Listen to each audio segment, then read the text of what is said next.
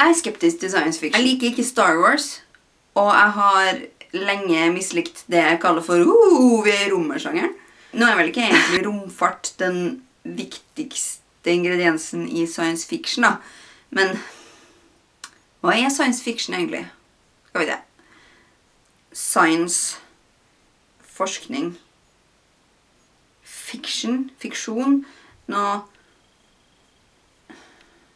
som ikke er virkelig, som ikke er sant. Så bare historie, fiksjon, historie. Ok, så historie om fantastisk type fenomener som skjer i naturen som går an. Er ikke det egentlig det samme som fantasy? Anyways, ikke fan av Star Wars. I 2008 tror jeg det var, så gjorde jeg og Mumford en deal. Jeg skulle se Babylon 5 sammen med han, hvis han lærte seg å strikke. Og jeg tror at hvis du heller en pistol mot hodet til mannfolket, så kan den strikke. Men Babylon 5, vel, det har ikke satt et varig inntrykk. Nei. Det jeg husker best er vel egentlig håret til han der med den russiske aksangen. Og den scenen hvor hun dama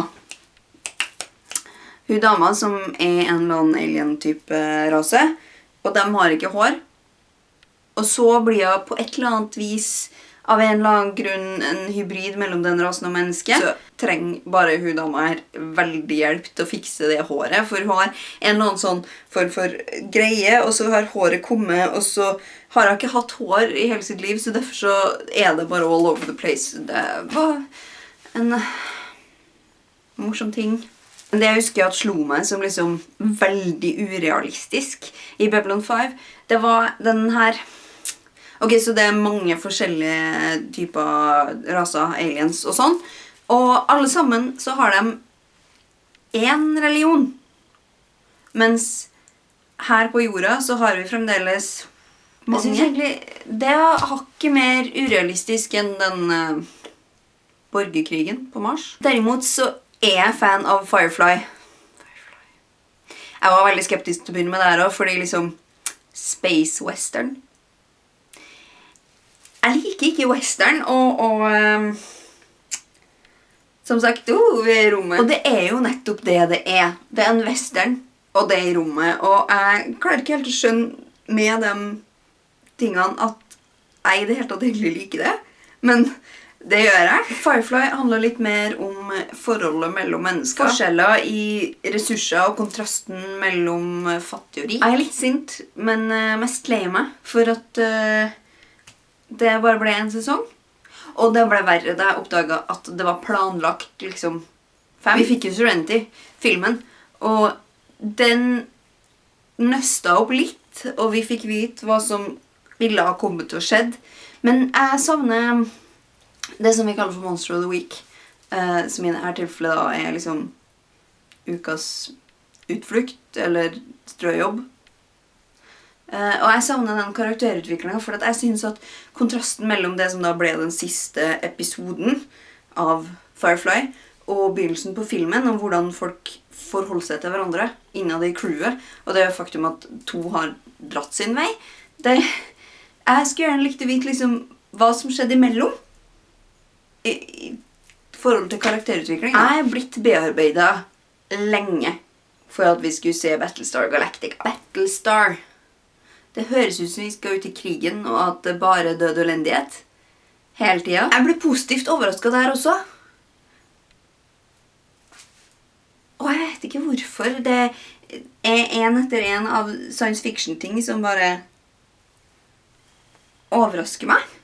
Som jeg oppdager at jeg liker likevel. Jeg liker fremdeles ikke Star Wars. Jeg liker måten Battlestar Galactica er filmet på. Ideen om at det på en måte liksom skal være en dokumentar. Og at det da er filmet mye med liksom håndholdte kamera og dramatisk zooming. Ikke sånn zooming, men sånn, og så zoomer vi inn på et ansikt. Og så ser vedkommende i kamera. Jeg liker at de har klart å gjøre alle Cylon-karakterene forskjellig. Ikke alle, men de viktigste. Forskjellig, selv om de se likens ut. Jeg liker at veldig ofte så havner krigen mellom mennesker og Cylona litt i bakgrunnen i tema for episoden. Handlingen av episoden trenger ikke nødvendigvis å ha noe med krigen å gjøre det helt tatt. Den ligger der liksom bare som et bakteppe. Og at konfliktene innad i flåten mer viktig enn krigen. Det handler ofte om mennesker og etikk. Serien fikk meg ofte til å tenke, fordi at det handler veldig ofte om mennesker i presset situasjoner og etiske spørsmål. Folkene bak var ikke redd for å gjøre seerne sine sinte eller kvalme. Og da tenker jeg spesielt på den episoden med The Pegasus, og tanken om hvordan folk reagerer på forskjellige typer ledere, og dessuten voldtekt til krig. Jeg tror at vi som forbrukere har behov for å bli utfordret litt på den måten, at vi ikke bare skal sitte der og ta imot hele tiden, men at vi skal sitte igjen etterpå med liksom en tanke, at vi må gå litt i oss selv av og til. Og så da, når vi hadde sett ferdig serien, så vi The Plan, og da ble jeg litt skuffet. Fordi jeg hadde kanskje litt høye forventninger. Jeg har hørt om fans som har nødt til å gå tilbake og se hele serien på nytt igjen etterpå, og at det liksom blir avslørt noen store plottpoenger.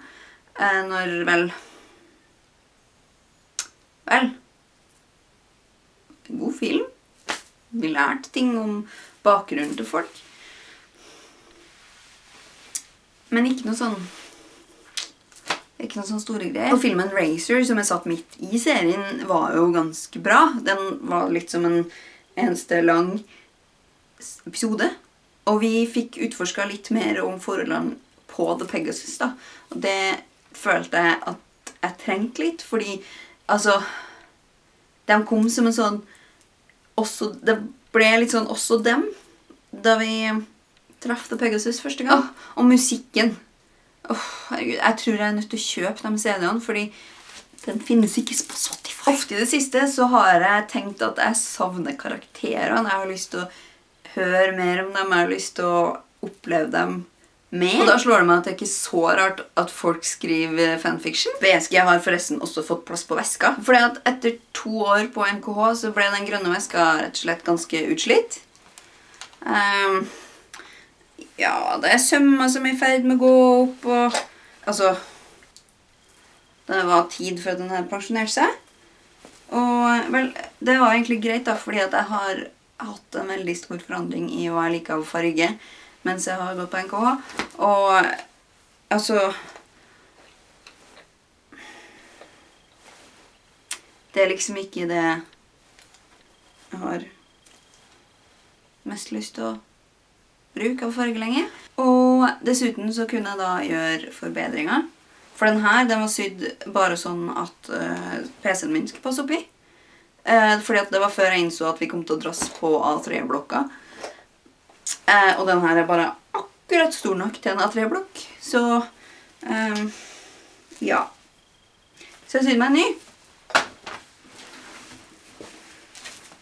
Den bitte litt større, sånn at det er plass til en A3-blokk uten at jeg må bare crunche nedi. Det jeg hadde lyst til var at den skulle se ut som en hvilken som helst veske, egentlig. Men at den hadde merker på seg som betyr noe for meg. Veldig ofte så får du sånne prefabrikerte med sånn merker som egentlig ikke har noe betydning for den som har den. Og det synes jeg veldig kjedelig. Så derfor så bestemte jeg meg for at jeg skulle lage en som var, hvor hvert enkelt merke og greie på den var noe spesielt for meg. Favorittkarakteren min i Firefly er jo Kaylee, og hun har sånn blomst og hjerte og bamse på buksa si. Så på en måte det jeg gjorde da var at jeg la en liten cluster her med bamsen til Kaylee og Slytherin og Tardisen. Her sånn, for at det liksom skulle være sånn at det henger sammen. Smenty der. Så har jeg skrevet DFDB der. Navnet mitt i Circular Gallifreyan. Og så har du Dødstalismannen. Tegnet på en TARDIS, og her fikk Battlestar Galactica plass. Kanskje når det dukker opp flere ting jeg liker, at jeg finner ut at det skal være merket mitt. At jeg finner ut at jeg skal sy på flere sider. Jeg er veldig glad i den veska. Den ser liksom litt mer, litt voksen ut liksom, samtidig som den lar meg hylle det også med i livet mitt. Jeg er litt sprø. Nei, det er sant. Jeg er ikke sprø. Jeg er nerd. Og det betyr at jeg har lov til å være uironisk superbegeistret for de tingene jeg liker. Så det så.